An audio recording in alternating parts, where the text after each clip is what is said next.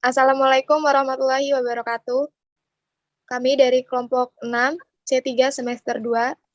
Saya Nur Aziza dengan NPM 20210020111. Saya Fajri Muhammad dengan NPM 2021002014.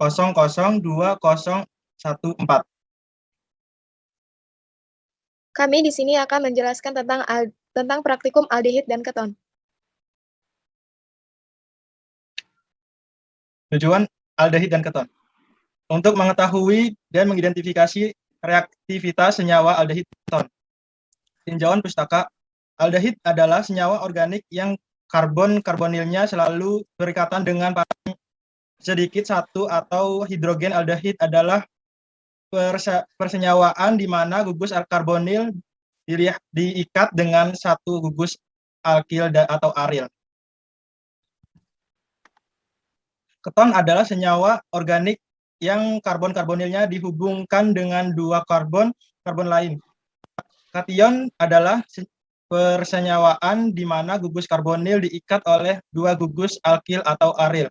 Aldehid dan keton suatu senyawa yang tersusun dari unsur-unsur karbon, hidrogen, dan oksigen. Keduanya dapat diperoleh dari dioksidasi alkohol, aldehid dari alkohol primer, sedangkan keton dari alkohol sekunder. Aldehid dan keton bersifat netral. Siku-siku yang rendah larut dalam air dan pelarut organik. Siku yang lebih dari 4C akan tidak larut dalam air. Aldehid yang rendah seperti formaldehida dan asetaldehida berbau tidak sedap dan menyengat, sedangkan aldehid yang berantai panjang dalam larutan encer baunya seperti bunga. Alat dan bahan.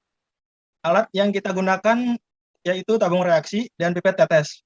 Bahannya yaitu reaksi Tollens, reaksi Fehling, formaldehida, benzaldehida, dan aseton. Prosedur kerja. Mereduksi reaksi Tollens. Pertama itu siapkan alat dan bahan. Dimasukkan 5 formaldehida, benzaldehida, dan aseton ke masing-masing tabung reaksi.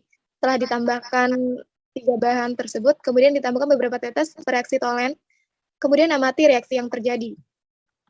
Kemudian mereduksi reaksi Fehling. Pertama siapkan alat dan bahan. Dimasukkan 5 mili formaldehida, benzaldehida, dan aseton ke masing-masing tabung reaksi.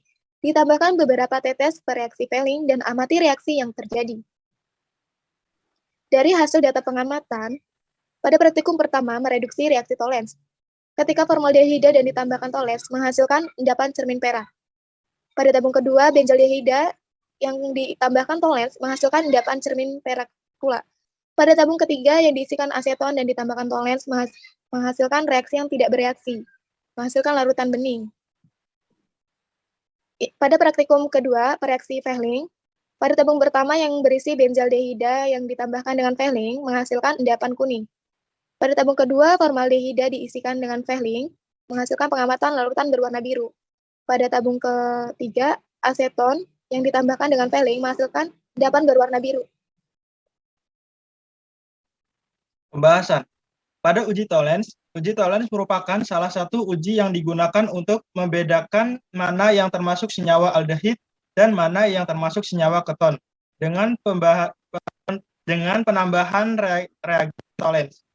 Pada tabung reaksi pertama diisikan reaksi Tollens dan ditambahkan formaldehida menghasilkan perubahan warna menjadi keruh.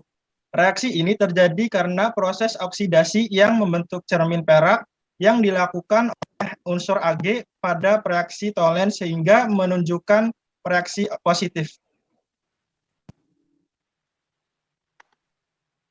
Pada tabung reaksi kedua diisikan reaksi Tollens dan ditambahkan benzaldehida menghasilkan perubahan warna menjadi keruh.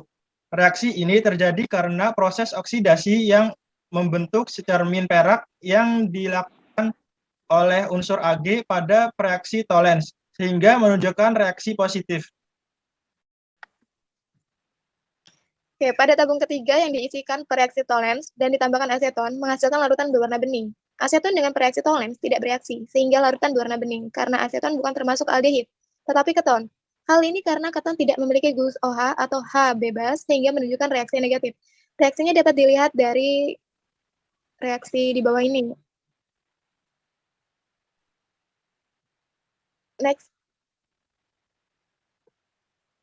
Yang kedua pada uji Fehling. Uji Fehling adalah untuk membedakan aldehid dan keton dengan penambahan reagen Fehling A dan Fehling B, di mana akan terbentuk reaksi redoks pada aldehid, yaitu aldehid dioksidasi menjadi asam karboksilat.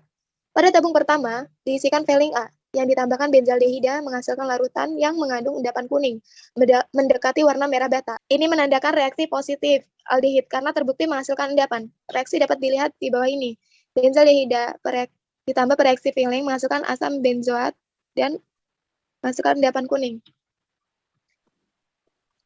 Pada tabung kedua, diisikan Fehling A dan ditambahkan formaldehida menghasilkan larutan berwarna biru. Seharusnya pada percobaan ini dilakukan pemanasan, sehingga warna yang dihasilkan adalah merah bata, karena aldehida yang teroksidasi menunjukkan reaksi positif. Jadi pada praktikum ini kami tidak melakukan pemanasan karena sesuatu hal.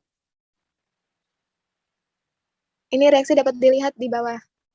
Formaldehida ditambah pereaksi Fehling menghasilkan asam format dan menghasilkan endapan cermin perak. Pada tabung reaksi ketiga, diisikan Fehling A dan ditambahkan aseton menghasilkan endapan berwarna biru. Reaksi ini terjadi bereaksi dikarenakan aseton bukan termasuk aldehid tetapi keton. Karena keton tidak memiliki gugus OH atau H bebas, sehingga tidak menghasilkan endapan merah bata yang menunjukkan reaksi negatif. Di sini dapat disimpulkan pada uji Tollens digunakan untuk membedakan antara aldehid dan keton. Pada uji Fehling adalah untuk membedakan aldehid dan keton dengan menambahkan reagen Fehling A dan Fehling B, di mana akan terbentuk reaksi redoks pada aldehid, yaitu aldehid dioksidasi menjadi asam karboksilat.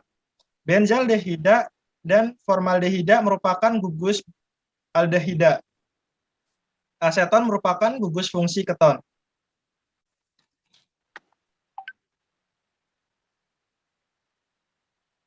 Sekian dari presentasi kita.